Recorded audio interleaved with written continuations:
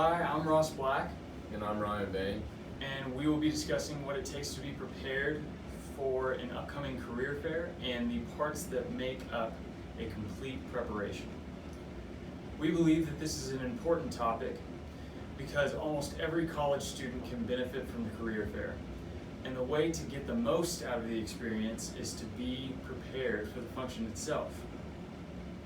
There are no dangers, warnings, or cautions concerning this topic other than not being prepared to do your best and expound on possible job opportunities. So we chose this topic because we have a lot of prior knowledge about going to career fairs. I'm a junior, I've been to 3 now. So we know a lot of things and have a lot of experience with attending them, and because we wanted to inform students about all the necessary steps in preparation for the career fair. So in our research about career fairs, we thought to break our points up into 3 categories. So the first category is how to prepare your personal credentials, which is very important. So number 1, you need to update and revise your resume. This is arguably the most important step to being prepared for the career fair because this is something that employers will ask for. And you're supposed to do this on your own, and we recommend that you do this on your own to get the big problems figured out before you go and seek outside help.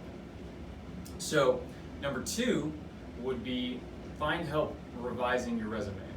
So you can do this through a lot of outlets. You can use other people's resumes to look over. You can ask other people to look over your resume, but we really recommend you go on campus to Resume Cafe.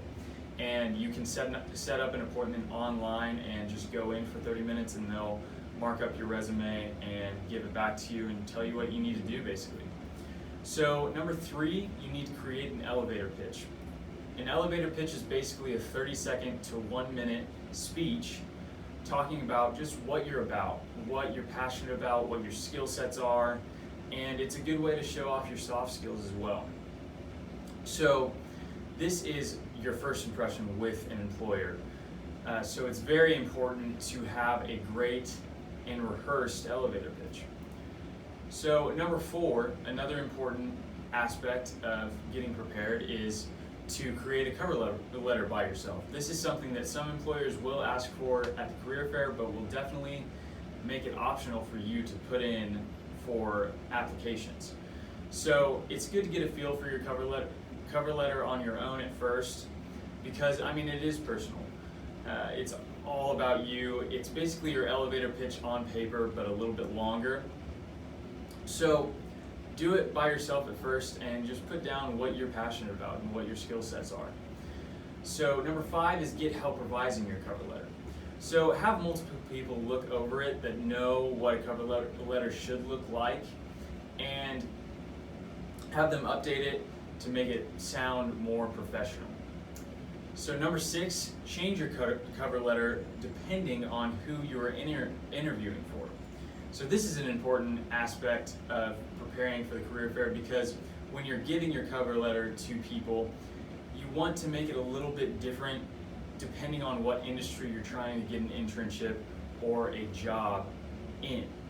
So if you're going for an oil and gas position instead of a banking position, you're going to need to emphasize different skill sets that would help in those industries. So keep that in mind while you're giving in and applying to jobs. So number 7, another important aspect is to get your unofficial transcript from your university. This is something that most employers will ask for in your application process. So it may cost money.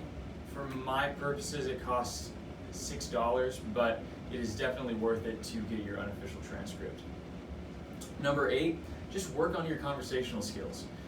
The way that we recommend doing this is talk to your parents, talk to your parents' friends that have had businesses for decades, and just get a feel for how they interact with you in a business setting. So number 9, we very much encourage that you book a mock interview. A mock interview is basically a test run that you can get your bearings and understand what you're good at and what you need to work on. and this can be done through many outlets, but we really recommend you go onto the university website and book a mock interview on campus. But you can also go to websites and get that done. So 10, look up advice on interview questions. They will be asking interview questions at the career fair, so it's important to know how to answer those. And 11, just simply be confident. Nothing looks better than being comfortable in your own skin. For the second part, we chose what to wear to a career fair. And for guys, number 12, they need to wear a business suit in dark colors such as gray, brown, or black. And for number 13, girls, they need to also wear a business suit in dark colors such as black, gray, or brown.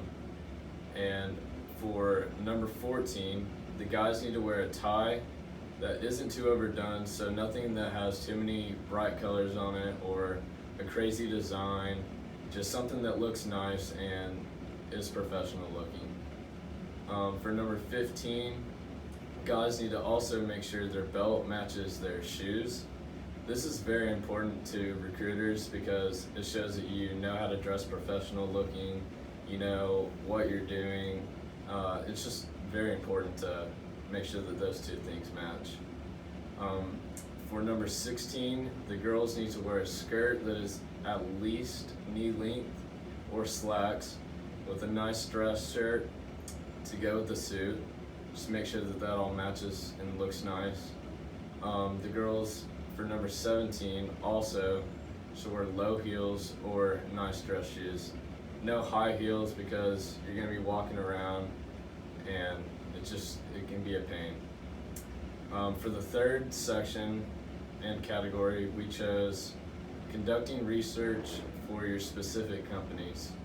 And for number 18, a good source for conducting your research on the company you're looking for and to meet with and talk to is for the career fair is the website Hire OSU Grads. And we actually use this in class, and I, for one, and I know a lot of others, thought that this was a very useful website and tool for preparing myself for the career fair.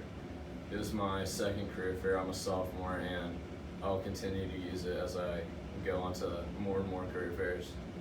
Number 19, this is a good way to see exactly which companies will be at the career fair and what job positions each company is looking to hire for.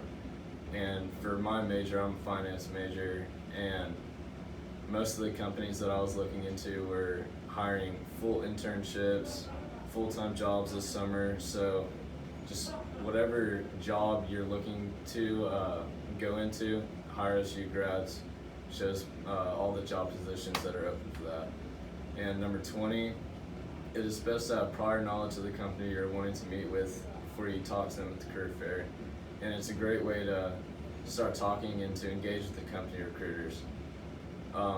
If you go and talk to a company recruiter at the career fair and they see that you already have prior knowledge of their company, they're going to be very impressed with you, and they're going to see that you actually did some background research on your own time, and that might even give you an upper hand in scoring the internship. In conclusion, by the end of our presentation, students should know how to properly prepare themselves for a career fair and what steps they need to take in order to score the internship they're wanting or the experience they are looking to gain. Through meticulous practice and preparation, we believe our peers will feel newfound confidence in themselves, and this will enable them to do their absolute best at the career fair. Thank you. Thank you.